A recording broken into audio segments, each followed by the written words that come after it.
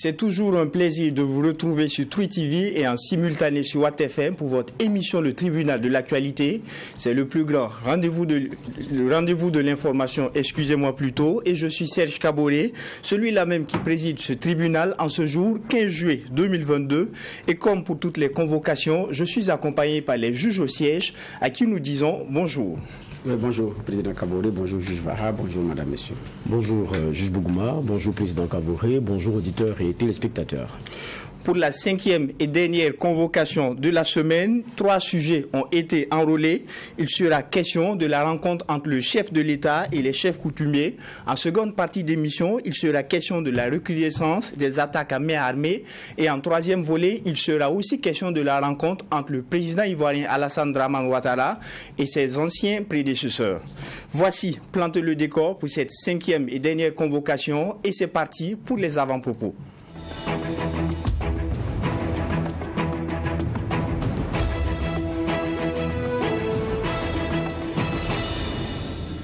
Juge Bougma, qu'est-ce qui retient votre attention pour la présente convocation? Merci. Ce qui retient notre attention, c'est d'abord en sport. Aristide Bansé, qui occupait le poste de team manager des étalons de Burkina, qui a démissionné dans les conditions qu'on connaît également, qui s'est retrouvé actuellement en Côte d'Ivoire et qui a lancé une académie de formation en lien avec son ancien club d'origine allemande. Donc c'est une nouvelle vie qui commence pour le big, comme les uns et les autres l'appellent. L'essentiel était qu'effectivement, après le terrain, les uns et les autres puissent se reconvertir. Si ça n'a pas marché ici, ça peut marcher effectivement ailleurs. C'est vrai que nous sommes un pays qui est très difficile, très tolérant sur un certain nombre de choses. Mais je dis, c'est un bel exemple. Plutôt que de s'acharner, de se morfondre dans son coin, d'accuser des gens, c'est de trouver une opportunité pour rebondir. Ce qu'on peut lui souhaiter, c'est beaucoup de courage, bon vent à lui. Et le football, c'est ce qu'il sait faire de mieux, c'est ce qu'il aime, et puis évoluer dans ce domaine. Je dis ailleurs, les footballeurs réussissent la reconversion de leur carrière. Ça crée des émules, ça encourage les jeunes effectivement à pouvoir y aller. Mais c'est quand il y a des contre-exemples en matière de manque de reconversion qu'effectivement il y a ça commence à aller dans tous les sens. D'autres ont terminé comme commentateurs télé, comme journalistes sportifs, comme des coachs qui remportent des trophées à l'image de Zinedine Zidane. Mais bon, lui, il a commencé dans l'encadrement, maintenant il a une académie qu'il va diriger. J'ai dit bien beaucoup de courage à lui. Pour terminer, mon second avant-propos, c'est en lien avec la permission accordée par le tribunal militaire au général Gilbert Diendéré et certains autres qui ont été condamnés dans le cadre du coup d'État de 2015, alors que ces derniers purgeaient effectivement la peine pour respecter la teneur de la loi 010-2017 portant un régime pénitentiaire au Burkina Faso, donc qui permet cette sortie donc autorisée avec naturellement des conditions à l'intérieur. Il y a beaucoup de commentaires, il y a beaucoup de méfiance, certains de bonne foi, certains également partisans, parce qu'en la matière, c'est ça. On a un Burkina Faso, on est divisé en camps. Maintenant, il y en a également qui sont de bonne foi. Alors, donc, ce sont les dispositions de la loi qu'ils bénéficient en termes de droits. Donc, on aurait souhaité que la même justice ait la même célérité, surtout le tribunal militaire ait la même célérité pour certains dossiers. Mais si je dis, c'est bon, on apprend. Tout le monde où ça respecte les mécanismes de la loi. Maintenant, je dis, ça n'enlève en rien la méfiance que certains ont vis-à-vis du régime actuel par rapport au mot restauration. Mais c'est un régime qui gagnerait davantage à communiquer mieux pour faire comprendre les tenants et les aboutissants, plutôt que de vouloir faire comme s'il y a des gens qui sont opposés à une quelconque réconciliation ou à ceci ou cela. Non, ce n'est pas de ça qu'il s'agit. Donc, j'ai dit, faire venir Blaise Awaga, l'organisation n'a pas été très bien. En même temps, et quand ça suit comme ça, c'est comme s'il y avait effectivement un parti pris dans le traitement des dossiers, je dis bien. Donc, ce qu'on peut souhaiter, je dis bien, c'est un MPSR qui doit communiquer davantage mieux pour se faire comprendre, j'ai dit bien pour effectivement limiter les méfiances et les supputations, parce qu'on est président de tout le monde, on n'est pas président d'un camp. D'accord. Alors, juge Vaha, qu'est-ce qui retient votre attention ce matin? Oui, ce qui retient mon attention, c'est le point de, on va dire la rencontre initiée par le CNTR, la CNTR plutôt, Coordination nationale pour une transition réussie, de Pascal Zaïda. Et il y a eu beaucoup de choses qui ont été dites, puisque la thématique centrale, c'était cohésion sociale et réconciliation nationale dans un contexte sécuritaire difficile. Il est revenu sur la réalité que traverse notre pays, et puis ce qui est impérieux, d'avoir tous les fils et filles du pays autour d'une même cause, unis et parlant un même langage. Et il a rappelé aussi que son mouvement, la CNTR, soutient le MPSR, et voilà, et même demander à ce que ce soit le président ou la LT puisse user aussi de certain nombre d'éléments pour pouvoir renforcer donc cette cohésion-là avec ceux qui ont par exemple des problèmes avec la justice de par quelques décisions. Et donc ce qu'il demande il suggère donc que de façon claire on puisse utiliser par exemple le droit de grâce qui est dévolu au président du Faso pour consacrer le pardon aux condamnés pour crimes politiques. Maintenant, qu'est-ce qu'il entend par là? Peut-être que lui-même peut bien définir les choses. Et puis il nous apprend quelque chose aussi, je pense que c'est ce qui a beaucoup circulé sur les réseaux sociaux. Il dit, pour ne pas me trahir, je préfère reprendre ses propos, il dit lui-même que de mai à juin, le président Paul-Henri Damiba a échappé à 2 coups d'État. Bon, je ne sais pas comment il a ces infos, parce que nous, on ne les a pas. Je ne pense même pas que le MPS ait vraiment communiqué là-dessus. Maintenant, bon, je ne sais pas à quoi ça sert de venir dire ça dans une assemblée comme ça, même si c'est vrai qu'on a un soutien au MPSR. Mais c'est peut-être, en termes d'infos, c'est bon à savoir. Maintenant, c'est clair que lorsque nous aurons les personnes concernées en face, on va les questionner là-dessus, puisqu'il y a quelqu'un qui vient nous révéler qu'il y a eu 2 coups d'État manqués. Peut-être qu'on aura beaucoup plus d'informations. Donc ça veut dire que même pour le MPSR, ce n'est pas un long fleuve tranquille. Et puis qui a tenté cela? C'est des questions en tout cas qu'on se pose après les révélations qui ont été faites par Zaïda hier. Alors, une semaine après la rencontre avec les anciens chefs d'État qui étaient représentés par l'ancien président Jean-Baptiste Ouédraogo et l'ancien président Blaise Compaoré, c'est désormais au tour des chefs coutumiers d'être reçus par le président Paul-Henri Sandaogo Damiba. Juge Bougma, quel est votre regard déjà sur cette rencontre avec le timing une semaine après avoir rencontré les anciens chefs d'État? En la matière, le chef de l'État ne fait pas mieux que ses prédécesseurs parce que c'est comme une tradition au Burkina. Donc à chaque fois qu'il y a une crise, c'est le même procédé, c'est la même procédure. Sauf que pour la plupart des cas, on aboutit au même résultat. Espérons, je dis bien ici, que les choses vont se faire, les résultats seront différents. Même si, en la matière, on ne peut pas faire les mêmes choses et attendre un résultat différent. Peut-être que cette fois-ci, ça va changer. Sinon, je dis c'est la même procédure. Quand la situation s'enlise, on perd le temps dans des réunionites, des petites rencontres inutiles, je dis bien. Alors, parce que ces rencontres, à sa prise de pouvoir, on les a eues. Il a rencontré presque toutes les entités de la classe politique burkinabé. Presque toutes. Avant de promettre les 5 mois. Les 5 mois approchent, la situation est inquiétante et on reprend les mêmes procédés. À la fin, quand vous écoutez toutes ces entités, vous retenez quoi et vous prenez quoi comme décision?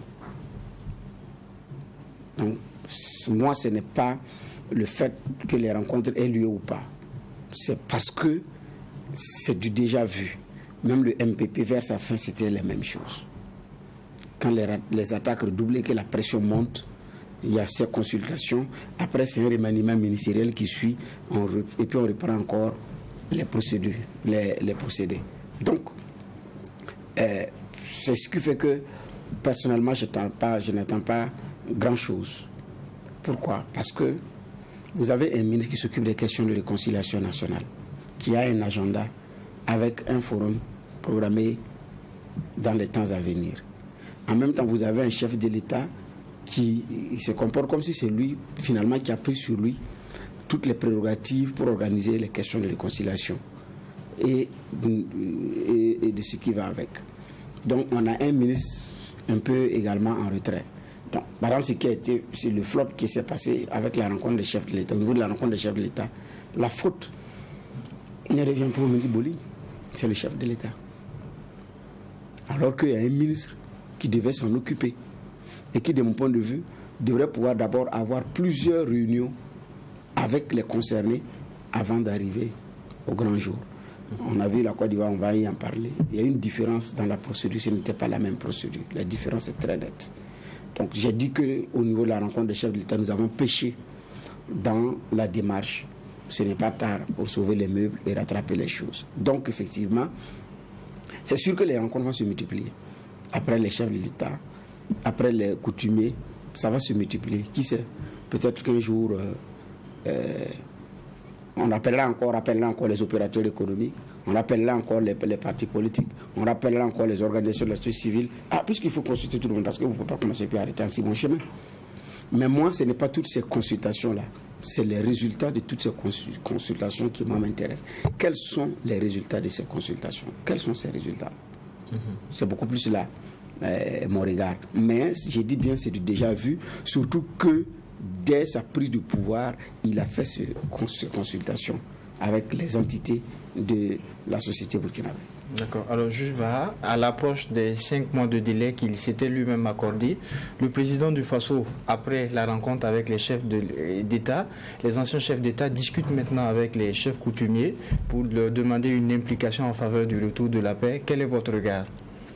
Bon, c'est un chef d'État, donc il ne ménage aucun effort pour que les objectifs qui sont les siens donc, puissent être atteints, et ce avec les personnes qui peuvent y contribuer. Et lui-même le dit dans son propos, il rappelle ce que sont ces chefs-là, coutumiers et traditionnels, en termes de socle pour ce qui est de nos sociétés, et puis en termes de poids dans nos sociétés. Et donc, ils peuvent contribuer à la question de l'affermissement du vivre ensemble, du retour à la paix, de la question de la solidarité. Et puis, il leur a demandé aussi de lancer un appel, parce qu'il sait que leur voix porte et est entendue. Mais le problème, c'est qu'ils n'ont pas attendu d'être reçus pour lancer un appel déjà à la cohésion sociale et interpeller sur certaines questions qui les tenaient à cœur. Parce qu'il y a seulement quelques semaines, ils avaient fait une lettre même ouverte, rompant le silence une première fois, tous les chefs ensemble, demandant à ce que le Burkinabé soit bien vigilant et que sur certaines questions, on ne stigmatise pas les uns et qu'on ne voue pas hégémonie les autres, parce que le vivre ensemble, c'est ce qui nous reste, c'est ce que nous avons comme richesse. Et puis, ils ont aussi demandé au MPSR, à ceux qui sont au pouvoir, de tout faire pour rétablir l'intégrité du territoire national. Ça aussi, c'est une autre question qui est intéressante et qui est primordiale et qui tient à cœur à ces chefs coutumiers et traditionnels. Et ça, je veux dire, ils n'ont pas attendu la rencontre pour entrer dans cette démarche-là. Moi, j'aurais bien aimé même qu'ils discutent un peu et nous donnent un petit bilan de là où on en est avec les dialogues qu'il avait voulu au niveau local, parce que cela met, quoi qu'on dise, à contribution ces chefs-là, coutumiers et chefs traditionnels, qui sont, quoi qu'on dise, pas forcément le symbole de l'État, mais en tout cas, dans la société où vous allez, c'est ceux-là qui ont valeur et qui ont poids. Donc c'est à eux qu'a été dévolue, plus ou moins, la charge de pouvoir discuter directement dans les zones à défi sécuritaire avec ceux qui les fatiguent, à savoir donc les terroristes. Ça allait être bon de nous dire, est-ce que c'est une dynamique qui avance? Est-ce qu'ils arrivent à avoir des succès? Ils arrivent à avoir un minimum avec ces personnes-là pour être moins dérangés? Ou comment est-ce qu'il rééquilibre les choses? Mais bon, ça, nous n'en avons pas entendu parler. Moi, je pense que c'est ça qui était pour moi intéressant, parce qu'il y a une dynamique qui lui-même a enclenché depuis un certain nombre de temps. Ça allait être le moment de nous dire qu'est-ce qu'il en est, notamment avec ces personnes-là qui, pour la plupart, sont impliquées dans ces discussions, dans ce dialogue avec ces forces-là. Mais bon, j'ai l'impression que c'était pas ça qui était mis en avant. Il a plutôt expliqué pourquoi est-ce qu'il a rencontré les anciens chefs d'État, rassuré que ce n'est pas restauré un ancien ordre, et dire aussi aux uns et aux autres qu'il ne veut pas qu'il y ait la lecture de ce qu'il veuille consacrer une certaine impunité. Mais bon, ça, ce n'est pas des discours. Ce n'est pas dans le discours. Le problème, c'est que les actes que vous posez là, on en fait une lecture. depuis quand est-ce que vous alliez venir, on s'attend à ce que vous venez nous dire que vous êtes venu restaurer l'ancien ordre. Vous n'allez jamais nous le dire, ça, on est conscient de ça. Maintenant, les actes que vous posez là, si ça prête à cette interprétation, on va vous le dire. Donc aujourd'hui, on n'est plus dans le vieux pied on n'est plus à ça. On juge les gens à leurs actes. Parce que on est dans ce Burkina-là où on a eu confiance en certaines personnes. La preuve, c'est pas Roch qui l'a fait descendre pour venir s'asseoir à Kosiam. Mais qu'est-ce que Roch ne nous disait pas? Donc si c'est la parole là, nous on va écouter. Je suis désolé, pour parler comme l'homme de la rue, on est fatigué. On veut des actes concrets. Et les actes qui sont en train d'être posés nous donnent une autre interprétation à faire, une autre lecture à faire. Et la lecture, on a l'impression que c'est un ancien qui est beaucoup plus dans le confort aujourd'hui, relativement aux actions qui sont menées. Donc venir dire aux chefs religieux, non, voilà, ma dynamique, ce n'est pas ce que je veux faire, ce n'est pas ce que je veux faire, mais les actes disent et parlent pour vous, et cela dit autre chose. Je crois que ça aussi, c'est très important. Maintenant, on sent qu'on est dans une dynamique vraiment qui est enclenchée sur les questions de cohésion, sur les questions parce qu'on a un forum qui va commencer très bientôt. Je pense que c'est pour cela que tout cela est en train d'être mis en branle avec les rencontres du chef de l'État, parce qu'on est en train de préparer un forum auquel on veut que tout le monde participe et que ce soit le plus inclusif possible, avec la question de la réconciliation qui est centrale.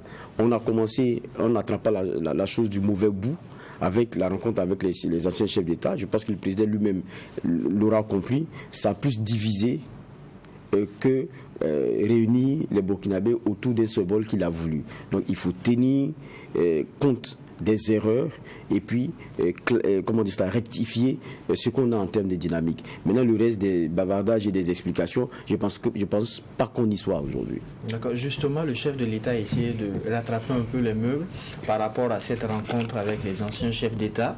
Il a précisé les conditions dans lesquelles il les a reçus. Il a même ajouté que, je le cite, cette initiative ne vise ni la restauration d'un quelconque ordre ancien, ni la consécration de l'impunité dans notre pays. Quelle analyse vous en faites, juge Bougma? Bon, je ne sais pas si je peux dire quelque chose de différent de ce que le juge a dit. Ce n'est pas de l'affirmer, c'est dans le vécu. C'est dans le vécu qu'on le fait. Blaise est-il arrivé au Burkina, oui ou non? Oui. Avons-nous une procureure militaire, oui ou non? Est-ce que la justice militaire s'en est assumée? Je ne pense pas, parce que ça a été vu par tout le monde. Comment est-ce qu'on fait dans ces conditions? Je pense que c'est aussi simple que cela, quoi. Donc la question, elle est simple. Mais quand vous arrivez à vous justifier, c'est que vous-même, vous n'êtes pas sûr de votre démarche. En principe, quand le leader s'exprime, c'est suffisamment clair qu'il n'a pas non seulement besoin de répéter pour se faire comprendre, il n'a pas besoin de demander si vous avez bien compris pour se faire comprendre, et il n'a pas besoin de te justifier. Quand on commence beaucoup à se justifier, c'est que soi-même on se reproche des choses dans la façon d'agir, où on se dit, attention, ils sont en train de me voir venir, il faut que je devance pour assurer que ce n'est pas ça avant de continuer, sinon, en principe, on ne devrait pas être là. Quand c'est clair, ben c'est clair. Mais quand vous êtes obligé de vous justifier, de faire ci, de faire ça, de faire ci, de faire ça, il y a effectivement un problème. J'ai dit, et je répète, il pouvait faire mieux en termes de démarche. Je dis en termes de démarche. Je ne parle pas du président Kaboré bloqué chez lui. Je ne parle pas et même celui, par exemple, qui est au Canada, qui n'a même pas pu rentrer pour des questions administratives. Car au sommet de l'État, à ce niveau de responsabilité, à ce niveau d'engagement pour ce qu'on appelle réconciliation et cohésion sociale, un État n'est pas capable de pouvoir donner suffisamment de garanties sur le plan administratif pour que quelqu'un puisse quitter notre pays, encore fut-il en exil, pour venir. Et on sort seulement pour dire banalement que c'est pour des raisons administratives. Ça suscite naturellement des doutes, des interrogations. Est-ce que c'est réellement on a mouillé le maillot pour que Zida vienne? Ça, c'est la question que je me pose. Donc, je ne parle pas de ceux qui sont à Ouaga. Donc, et comme il a pêché dans la méthode, il a donné du grain à moudre aux supporters des deux camps. De l'aile Roch, il a bloqué. Et de l'aile Kafando, qui est allé dire merci de ne pas aller à la rencontre. Alors qu'on nous dit que c'est pour des raisons de santé. Le message de ceux qui sont là, allés là-bas, c'est pour lui dire merci, féliciter de ne pas être sorti. Donc quand vous dites que ce n'est pas pour restaurer effectivement un quelconque ordre, c'est parce que effectivement les commentaires tendent à dire que c'est ça. Puisque la célérité avec laquelle les choses sont allées facilement pour faire venir Blaise Compaoré, je ne pense pas que ça l'a été vis-à-vis de Zida. Quelqu'un a quitté Ouaga pour aller à Abidjan rencontrer Blaise. Est-ce que quelqu'un est allé au Canada rencontrer Zida? C'est la question aussi qu'on se pose. Donc pourquoi on met suffisamment de célérité là et ici à côté là on ne fait pas la même chose? Quand le président Kaboré a été, on l'a vu, c'était pour cette rencontre là.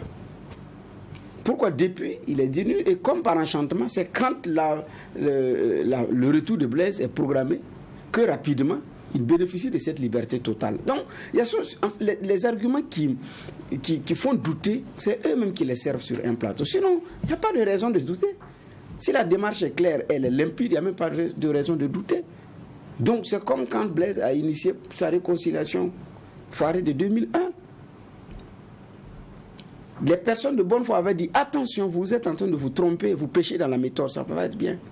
Ces derniers ont été pris comme des anti-paix. La suite, on la connaît. Donc cette année, on est en train de commettre également des erreurs. Alors qu'aujourd'hui, certains de ceux qui sont dans l'entourage de Damiba, ou qui sont des acteurs concernés, mais qui ne sont pas dans l'entourage de Damiba, ont été également au premier rôle de 2001. Donc en principe, je dis bien, ces erreurs-là, on ne devrait pas pouvoir les commettre. Donc, que ce soit pour restaurer ou pas, si ces rencontres ont lieu, c'est pour rassurer les uns et les autres que ce n'est pas ceci, ce n'est pas ça, ce n'est pas ceci, ce n'est pas ça. Mais je dis, les justificatifs, ce n'est pas ça. Parce que ce qui est même attendu, il a même dit que le curseur, l'unité de mesure de l'efficacité de son magistère, c'est la sécurité et le retour des déplacés internes. Donc, en fait, c'est deux critères majeurs pour l'évaluation. Aujourd'hui, à un mois d'ailleurs de son délai de 5 mois, est-ce que le curseur, il monte vers le vert ou bien il tend au rouge? Il vire à quel niveau? C'est beaucoup plus ça d'abord. Donc maintenant, après, quand vous rencontrez des gens pour pouvoir, c'est pour certainement rassurer que bon, ce n'est pas pour restaurer, ce n'est pas une prime à l'impunité, mais les actes disent évidemment le contraire. Mais ça ne peut pas ne pas augmenter la suspicion. Ça ne peut pas ne pas augmenter la suspicion par rapport à ce qui a été effectivement donné de voir. Et le fait d'hier également va en rajouter par rapport, je dis bien, à la méfiance et la suspicion. Parce que les critères majeurs fixés, les objectifs fixés, les premiers objectifs fixés, c'est restaurer l'intégrité du territoire, c'est-à-dire c'est de régler la question sécuritaire et permettre le retour des déplacés internes. C'est beaucoup plus là que les Burkinabés attendent. Est-ce qu'on est à ce niveau? À moins de nous dire que c'est lié et que si on règle la question avec ces gens, on se parle, ça va se régler. En ce moment, on nous dit également autre chose. D'accord. Alors, après donc, cette rencontre avec les anciens chefs d'État, rencontre avec les chefs coutumiers, rencontre avec les leaders religieux, on a tout de même l'impression que la configuration du prochain forum sur la réconciliation nationale se dessine. Mais c'est forcément avec ces personnes qui comptent et qui pèsent là que le forum va se faire, puisqu'il est inclusif. Et donc, tous ceux qui peuvent permettre de faire passer le message, comme je le disais à un moment donné, c'est des personnes qu'on va mettre au premier plan. Donc ça, c'est logique, c'est normal. Maintenant, pour rejoindre ce que Bernard Bougma disait tout à l'heure, c'est qu'on a l'impression que c'est une question qu'on est en train de mettre petit à petit devant celle sécuritaire. C'est ça un peu le problème. On a l'impression que, on est dans des critiques sur des résultats qu'on a attendus et même qui ont été promis qui ne viennent pas, et on fait d'une autre question quelque chose de primordial, quelque chose d'essentiel. Oui, la question de la réconciliation, elle est essentielle, mais c'est la question de la sécurité là d'abord qui prime. C'est pour ça que vous avez pris les armes. Ce n'est pas pour faire venir Blaise Compaoré en plein midi, comme il était parti en plein midi. Ce n'est pas le contrat que vous avez pris avec les Burkinabés. Si ce n'est pas la question de l'établissement de l'ordre ancien, je ne sais pas pourquoi est-ce qu'on s'est pressé à le faire venir comme ça, alors qu'il y a une décision de justice qui est tombée. Même Roch Kaboré, qui l'avait promis, était en train de mettre toute la manière et il n'y est pas allé comme ça frontalement. Donc, il y a des choses qu'on ne peut pas comprendre. Et puis, regardez ce qui s'est passé. On a l'impression, je rappelle encore que vous y étiez, parce qu'on a eu le point, certains disaient qu'il y avait un dispositif qui était en train d'être amené chez l'ancien chef d'État, Roch Kaboré, pour que cela puisse se faire, sa participation en visio. Bon, pourquoi on n'a pas pensé à ça par exemple, Blaise Compaoré? Parce que dès qu'il foule le sol burkinabé, considéré comme burkinabé, il peut être arrêté. Vous préférez fouler au pied les décisions de justice et un appareil, celui de la justice, et puis vous voulez qu'on vous croie sur seulement les mouvements des lèvres. Moi, je pense que c'est un peu trop facile. Donc là, ils ont manqué de beaucoup de choses. Et après, on nous dit, bon, c'est une dynamique qui va continuer. Ok, elle va continuer, mais on espère que le message, lui, au moins, il est entendu. Il ne faudrait pas que la question de la réconciliation soit le prétexte pour autre chose. Je pense que c'est le message que chacun veut clarifier ici. Personne n'est contre Blaise Compaoré. Et puis d'ailleurs même, pour ceux qui faisaient les débats depuis, quand on l'a vu, c'est parce que les gens sont égoïstes. Sinon, ce monsieur-là, celui qu'on a vu en tout cas, moi je ne suis pas puriste des questions médicales, mais je pense que vous avez tous les prétextes médicaux pour ne pas qu'il soit arrêté ou bien même conduit en prison. Mais personne ne veut utiliser ça. Parce qu'on veut le présenter autrement. Mais vous savez, la nature, là, elle rattrape toujours. Et voilà ce qu'on a vu. Donc, il y a des gens qui ne lui rendent pas service. Vous comprenez? Donc, même ceux qui disent grâce, ceci ou cela, pour régler même le cas, le problème Blaise Compaoré, ça peut être fait même autrement. Je pense qu'on se comprend. Mais maintenant, vouloir le faire venir en plein midi, comme ça s'est fait, et puis présenter pratiquement avec tapis rouge déroulé, comment on ne peut pas penser que tout ça, ça a été fait pour ça?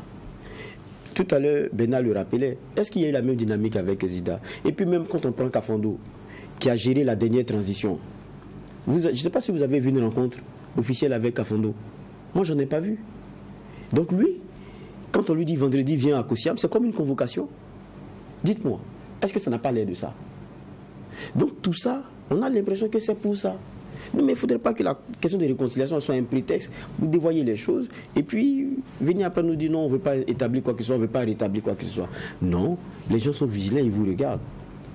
Peut-être que ce n'est pas votre intention, mais vos actes trahissent quelque chose. Parce que ce qu'on regarde là, ça ne fonctionne pas. En tout cas, la rythmique de la danse, là, ça ne va pas avec la musique que vous nous donnez. Donc il faut qu'on leur dise ça, c'est décalé. Et donc, ça ne va pas. Mais là, la réconciliation, c'est une question que tout le monde attend. Mais on veut réconcilier qui ou comment? Est-ce que c'est lorsque ceux qui ont des problèmes avec la justice, on efface, que les Burkinabés seront réconciliés? C'est la question qu'il faut se poser. Est-ce que la réconciliation, ça ne concerne que les personnages politiques qu'on connaît, qui ont eu des clivages pendant un certain temps là? C'est eux qu'il faut réconcilier et non les Burkinabés. Quand on dit réconciliation, qu'est-ce qu'on veut mettre dedans? Il y a aussi 65 milliards qui sont prévus pour indemniser les victimes. Oui, mais vous savez, on a eu une bonne journée ici. Journée nationale du pardon, c'était ça, non? Oui. Ça a donné ce que ça a donné. Avec de bonnes recommandations, vous savez, vous pouvez tout faire. Si le fond est mauvais, la dynamique, c'est-à-dire que ce pourquoi vous y allez n'est pas sincère, ça ne va pas marcher.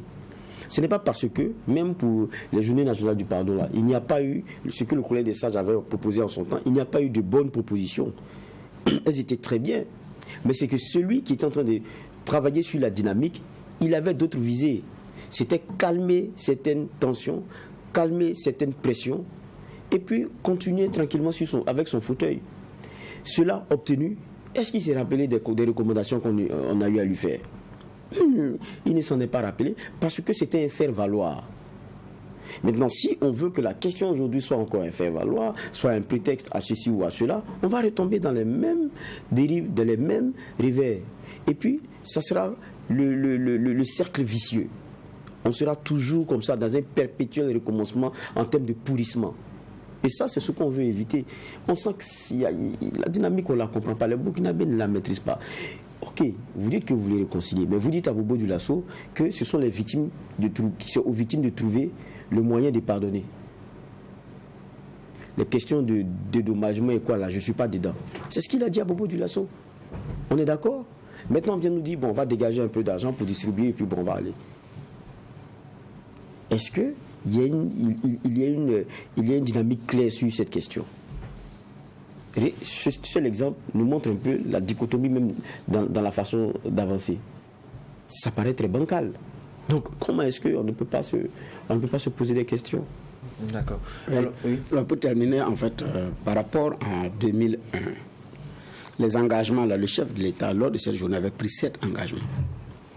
Parmi les 7 engagements, il y a la mise en œuvre des mesures de réparation, dont la création d'un fonds d'indemnisation en faveur de toutes les familles des victimes de la violence politique, l'érection de monuments témoins du devoir de mémoire, le traitement diligent de l'ensemble des dossiers de crimes économiques et de sang, et la mise en l'institutionnalisation du 30 mars de chaque année comme journée de souvenir. 5. La mise en place d'un comité d'éthique, la consolidation du dialogue 6, et puis 7. La mise en place d'un mécanisme de suivi des présents engagements. La Commission nationale d'éthique a été installée. Son siège n'est pas loin de l'ambassade de la Côte d'Ivoire au Burkina, dans la zone, voilà, à Koulouba. La plaque a moisi aujourd'hui, elle est calée là-bas. Le fonds d'indemnisation, il y a des familles qui disent nous ne sommes pas d'accord, on ne sait même pas où est enterré notre parent. Donc vous nous parlez de quoi là? Mais le traitement diligent des dossiers, ce n'est pas les mêmes dossiers de 2001 là, qui sont toujours sur la table aujourd'hui. Crime économique et ça. Ça n'a pas bougé. Ça n'a pas bougé. Celui qui est arrivé la semaine dernière, puis il y avait beaucoup de bruit, c'est lui, ses engagements. Il a pris 7. Même les monuments. Regardez l'état de celui de... Parce qu'il y a le monument des héros nationaux à Ouaga 2000, mais il y a le monument des martyrs à Tampoui. Allez-y, regardez. Comme celui de Ouaga 2000, c'est sur la route du palais présidentiel de Kossiam, c'est bien propre, même s'il est inachevé. Parce qu'il n'est pas achevé. Hein. Allez-y voir celui de Tampoui. Il est martyrisé. Mais voilà, le monument des martyrs est même martyrisé par les élèves de la nature. À un moment donné, c'était devenu un dépotoir. Même ça, on n'était même pas capable d'en prendre soin. Ça veut dire qu'en réalité, on n'y est pas, on n'a pas mis le cœur. Et on a trouvé une monumette des droits humains qu'on a déposée à la Padoie, qui est en train aussi de prendre du temps. Et ça se dégrade, il n'y a pas, vous regardez, ça prend de l'âge, bon, donc il n'y a pas eu de choses. Alors que ce sont des symboles. Et quand on en prend soin, ça veut dire qu'on attache du prix aux engagements qu'on a pris et on attache du prix à ce qu'on a mis comme contenu. Parce qu'un monument n'est rien d'autre qu'un tas de terre et de pierre et de je ne sais pas moi et de fer. C'est le symbole qui est dans le monument là qui est très important. Et c'est le soin qu'on prend du symbole qui est dans le monument qu'on sait qu'effectivement c'est une affaire de souvenir et qu'on y est. Ça n'est pas ça. Mais même là, pour arriver à cette journée, on a ignoré royalement les recommandations du Collège des sages. On a pris ce qui nous arrange. Et pour terminer, par rapport à... Même sur le plan politique, après le drame de Tsapui, il y a eu des améliorations au niveau politique qui ont permis d'avoir une Assemblée nationale à 57 contre 54 en son temps, mais qui a permis d'avoir une Assemblée nationale équilibrée. La conséquence, comme le dit Abdoul Karim Sango, le débat de rue est venu à l'Assemblée. Les choses ont commencé à monter en puissance. Dès lors que Blaise Compaoré et son camp se sont stabilisés, ils ont travaillé encore à casser ça. Est-ce que les recommandations du Collège des sages à l'époque c'est toujours d'actualité? Tout à fait, c'est toujours d'actualité. C'est vérité, justice, réparation. Vérité, justice, réparation. Ce n'est pas réparation sans vérité, justice. Ce n'est pas ça. Et, en fait, le juge a très bien dit. L'entourage du président Compaoré.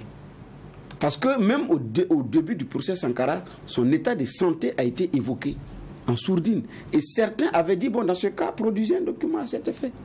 Mais maintenant, vous savez, il y a l'égoïsme, l'orgueil des proches, souvent, qui martyrise même davantage même la victime quand vous êtes pris en otage. Moi, je présente aujourd'hui Blaise Compaoré comme une victime de son entourage. Cet entourage aurait pu s'assumer autrement qu'aujourd'hui on n'en serait même pas là. Les Burkinabés, après avoir vu Blaise Compaoré, et s'il y a un certificat médical qui disait, bon, ok, donc je ne peux pas, on comprend, mais on n'est pas arrivé là. Conséquence, il écrit, des lettres viennent en son nom et son même parti politique émettent des doutes. Y compris aussi aujourd'hui qui disent que c'est lui qui valide. Vous prenez les deux tendances. L'aile Idi a toujours dit, je doute. Achille Tapsoba sur ce plateau avait même soutenu également qu'il doute des lettres. Mais aujourd'hui, comme par enchantement, il n'y a plus de doute. Donc, même son camp politique ne favorise pas les choses. Comme l'a dit Medgui Hervé Kam, on le présente comme un guerrier, mais quand vous le voyez, ça, il n'a pas l'air. Mais on a l'impression aussi que son entourage ne travaille pas à lui faciliter aussi la tâche, et il faut le reconnaître. Donc, toutes ces choses-là jouent sur la sincérité, la crédibilité, je dis bien, de la démarche. Vous dépêchez quelqu'un pour aller permettre à Roch Kaboré de suivre ça en vidéo. Vous ne demandez pas la même chose à Zida. Depuis le Canada également, il aurait pu se connecter et puis suivre. Et puis intervenir. Pourquoi on n'y a pas pensé? Pourquoi on ne lui a pas dit de faire ça? Et celui qui a Ouagadougou, s'ils sont tous des anciens chefs d'État, donc on doit gérer la chose, comme on appelle ça, de façon équitable. Donc j'ai dit, c'est sur ces écueils-là qui font qu'on doute. Ce n'est pas qu'on dit à quelqu'un qui n'est pas organisé la réconciliation, jamais. Pas du tout. Mais la démarche fausse, il cache mal beaucoup de choses. D'accord. Autre point à aborder dans cette émission, si ce n'est les attaques terroristes, c'est les attaques à main armée. Une recrudescence de ces attaques que l'on a constatées sur la nationale numéro 1, notamment sur l'axe Ouagadougou-Houndé, Houndé-Bobo-Dioulasso et même hier à Koubri. Qu'est-ce qu'on peut dire par rapport à cela? Bon, c'est vrai que maintenant, on est habitué, dès que des armes crépitent, à penser directement que c'est des terroristes. Alors qu'on oublie qu'on avait des axes qui étaient aussi surprisés par des bandits, donc de grands bandits et tout. Donc, aujourd'hui, tout cela est un peu mélangé. Je rappelle le propos du président nigérien qui parlait de banditisation du djihadisme ou de djihadisation du banditisme. On est un peu dans ce contexte-là. Mais en tout cas, ça fait déjà leur... ça fait déjà leur... Comment on appelle ça? Leur affaire. Parce que tant qu'on est dans des situations comme ça de non-contrôle, que ce soit terroriste ou grand bandit, c'est la situation la plus propice pour qu'ils continuent leur sale besogne. Mais vous le dites, par exemple, même quand vous prenez l'axe Kaya-Dori, il y a eu aussi un convoi qui a été attaqué, mais heureusement, comme il était escorté, tout le monde a pu arriver à bon port sain et sauf. Et même c'est les forces de défense et de sécurité qui nous le partagent, c'était 14 juillet seulement. Et vous diriez automatiquement que peut-être que c'est des terroristes, mais ça peut être des grands bandits. On arrête, on prend tout le monde, on dépouille tout le monde et puis c'est fini. Mais il y a aussi que petit à petit, des discussions qu'on a, et la dernière fois on en parlait même en conférence de rédaction avec les quelques contacts qu'on a, Ouagadougou, Bobo-Dioulasso, on a l'impression que là ça commence à intéresser on ne sait pas qui. On a vu que il y a certains axes qu'ils ont tenté de couper avec des ponts qu'ils ont dynamités. L'un des axes les plus usités, c'est celui Ouagabobo. Est-ce qu'il n'y a pas une visée là-dessus? Parce que beaucoup commencent à en parler et il y a même des parties de tronçons qui sont très craints, notamment par les transporteurs. Et ça, c'est des éléments qui nous reviennent de façon récurrente.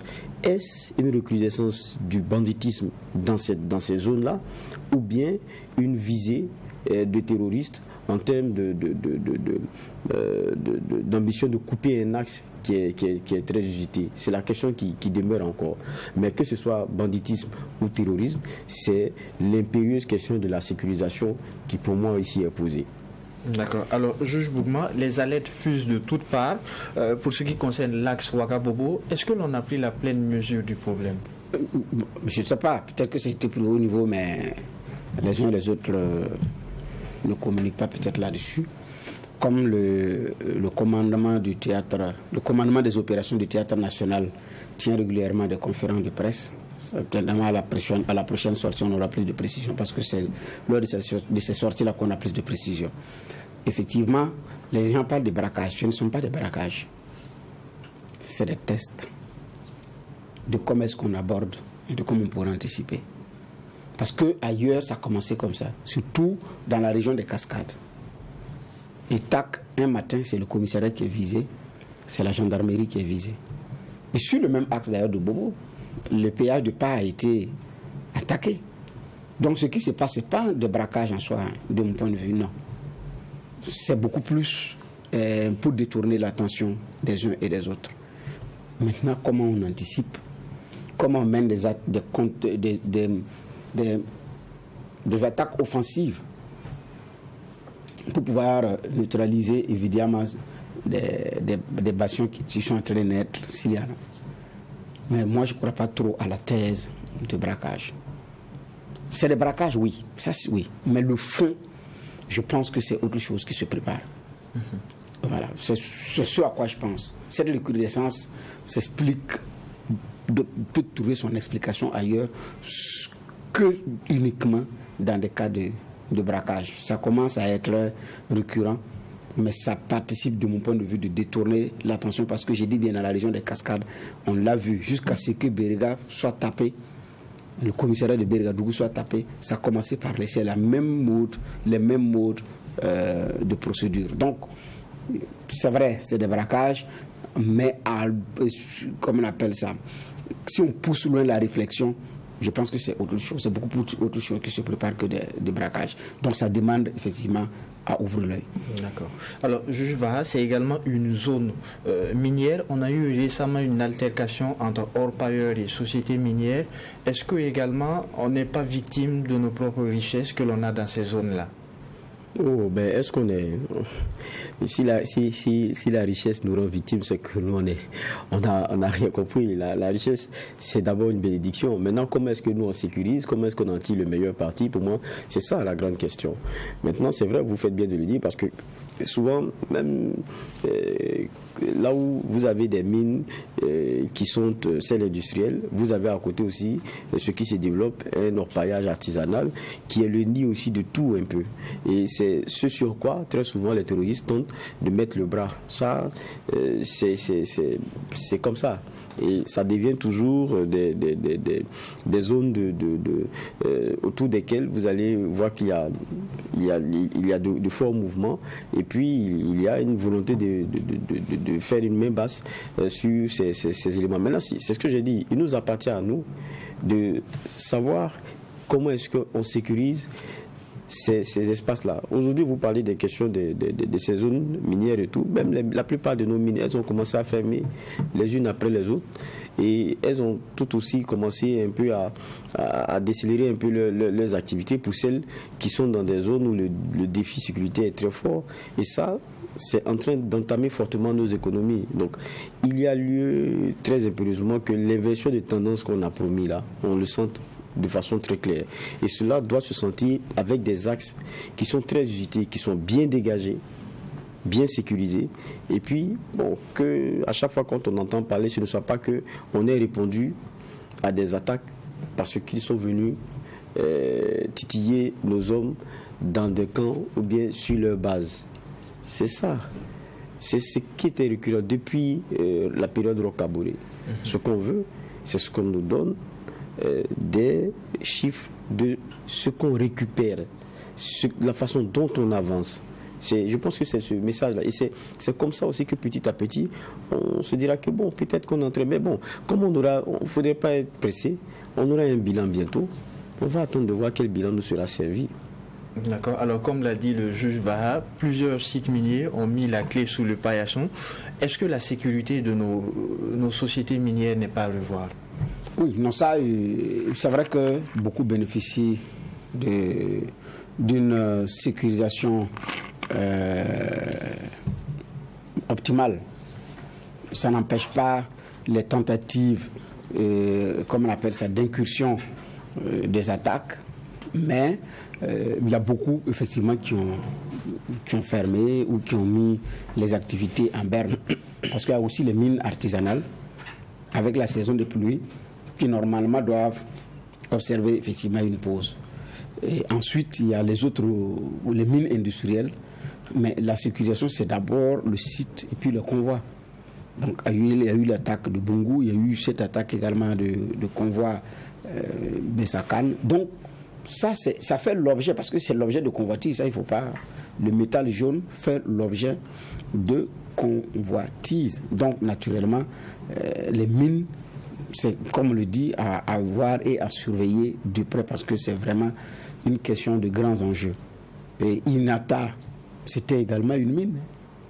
Inata, c'était une mine avec ce qu'on connaît aujourd'hui comme conséquence. Dont le détachement y était pour non seulement protéger le territoire, mais il y a aussi cet enjeu-là aussi qui était là. Donc les mines font l'objet de visées et d'attractions diverses qui commandent qu'elles soient conséquemment surveillées. D'accord. Alors, un autre point, Alassane Dramane Ouattara rencontre ses prédécesseurs, Henri Konan Bédié et Laurent Gbagbo. C'est donc dire, juge Vaha, que le processus de réconciliation est clairement amorcé également en Côte d'Ivoire. Ouais, bon, qu'est-ce qu'on pourrait dire là-dessus? C'est des symboles. Comme ici, on avait tenté un symbole, là-bas aussi, c'est un symbole qu'ils ont voulu donner. Et ça s'est passé comme ça s'est passé, avec la déclaration finale qui a été présentée, je pense, lui, par Laurent Gbagbo, qui tous ont salué la dynamique de Alassane Ouattara de les rencontrer.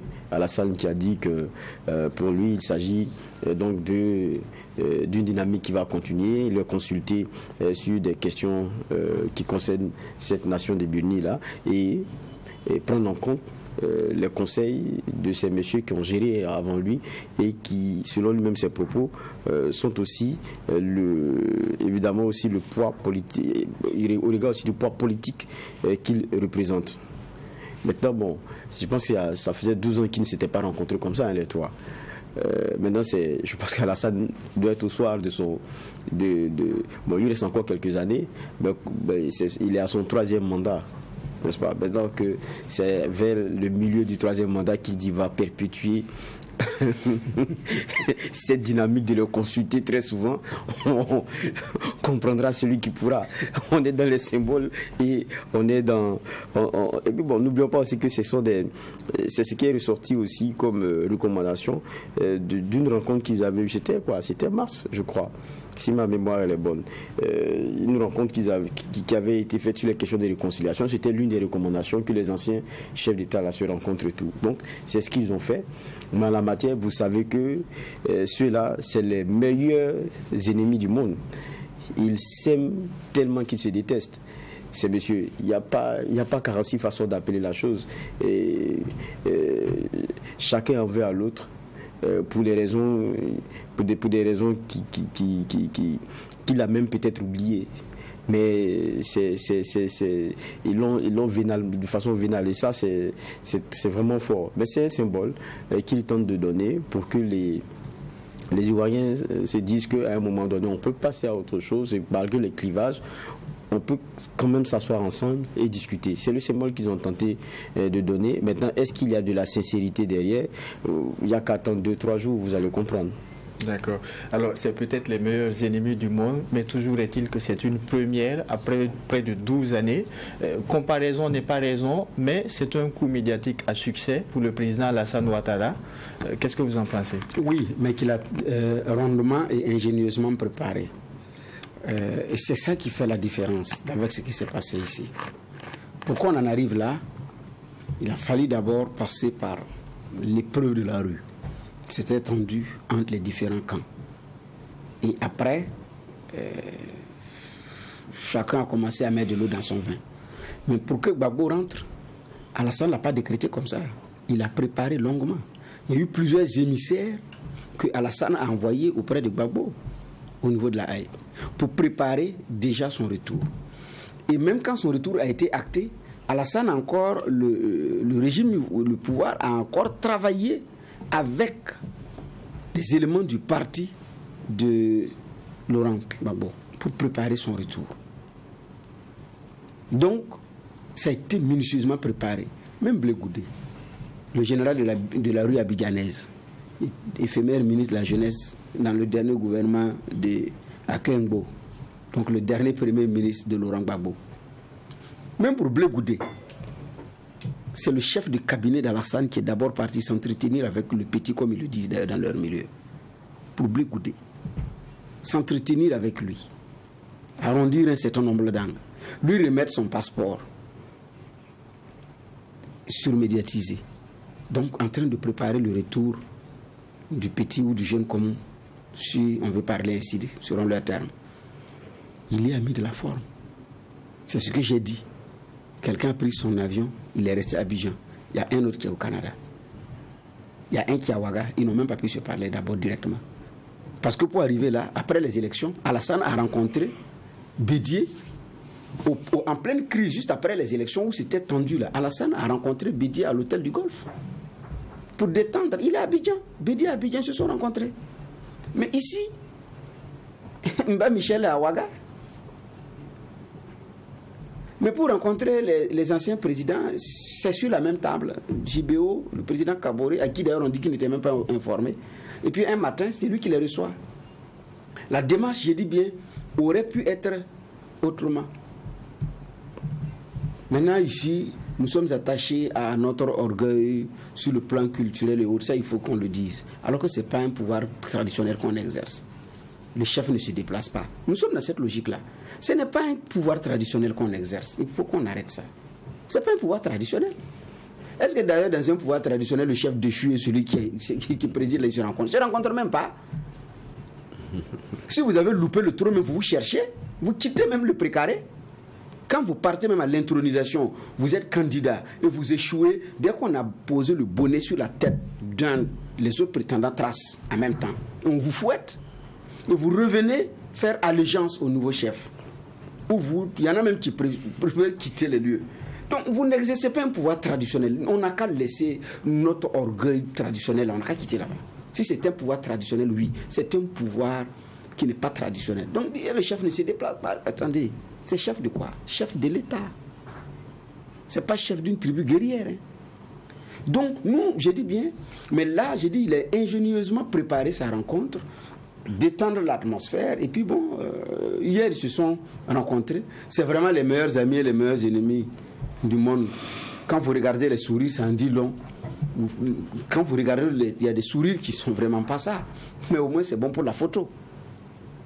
Mais ça ne veut pas aussi dire qu'en dehors de ces caméras, ces messieurs-là ne trouvent pas les moyens de se parler. Parfois, il y a un qui dit que j'ai téléphoné, l'autre dit j'ai téléphoné.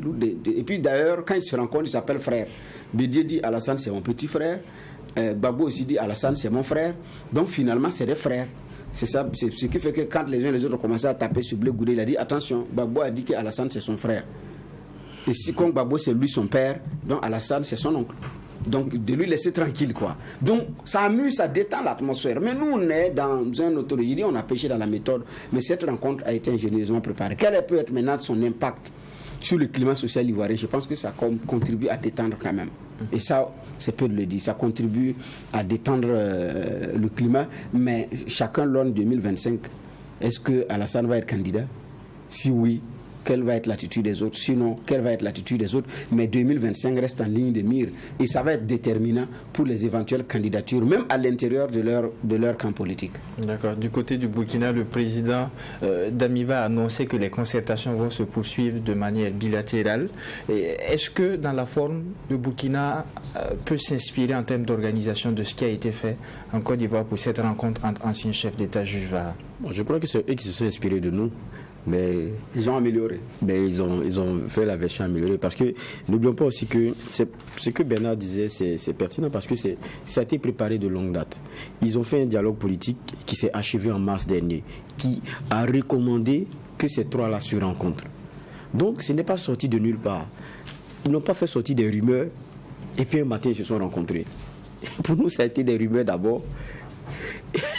Et puis un journaliste qui était même à Abidjan, je crois qu'il était basé à Abidjan en son temps là, qui nous a dit que c'est vrai, Blaise va venir rencontrer votre président. Et puis à midi, Blaise Compaoré, l'ancien président, il arrive. On attend l'ancien président Roch Kaboré, il dit il y a des gens devant chez moi qui ne veulent pas que je vienne. Bon. Donc vous comprenez un peu la chose. Eux, il y a eu un process. Et pour nous, on a voulu faire la chose avec une certaine ruse. Et voilà ce que ça donnait. Maintenant, vous parlez de s'inspirer. C'est vrai qu'on peut s'inspirer des choses qui marchent. Mais la Côte d'Ivoire n'est pas le Burkina. Les antagonismes qu'il y a entre nos acteurs politiques ici, ce n'est pas les mêmes antagonismes qu'il y a entre les acteurs politiques ivoiriens. Et puis, tout doit être empreint d'une démarche qui est celle d'abord sous le socle de la sincérité. Tant que c'est sur la sincérité, on peut avancer. On peut ne pas être d'accord, mais on trouve un minimum qu'on veut préserver ensemble et on avance. Et le minimum à préserver ensemble, là, c'est votre nation. C'est tout, ça ne dépasse pas ça. Vous prenez l'exemple des trois qui se sont rencontrés, Bédié, Alassane et Laurent Gbagbo, que de morts pour eux et à cause d'eux. ceux-là, ils sont enterrés, c'est fini. C'est ça la vérité. Et je pense que c'est le message aussi que les uns et les autres doivent commencer à comprendre. Se tuer pour, là, si c'est pour la patrie, ça a un sens. Si c'est pour quelqu'un, vous n'avez rien compris. Et c'est sur ces mots du juge Baha que nous mettons un point final à la 5e et dernière convocation de la semaine. Je rappelle qu'il était question aujourd'hui de la rencontre entre le chef de l'État et les chefs coutumiers. En seconde partie d'émission, il a été question de la recrudescence des attaques à main armée. Et en troisième partie, il a été question de cette rencontre entre le président ivoirien Alassane Ouattara et ses prédécesseurs. Merci à vous qui l'avez suivi. Merci à l'équipe technique, à la télé comme à la radio, ici au tribunal de l'actualité. La rigueur d'une justice équitable s'applique sur tous les sujets enrôlés. Au revoir et restez fidèles au programme de Truth TV et Watt FM.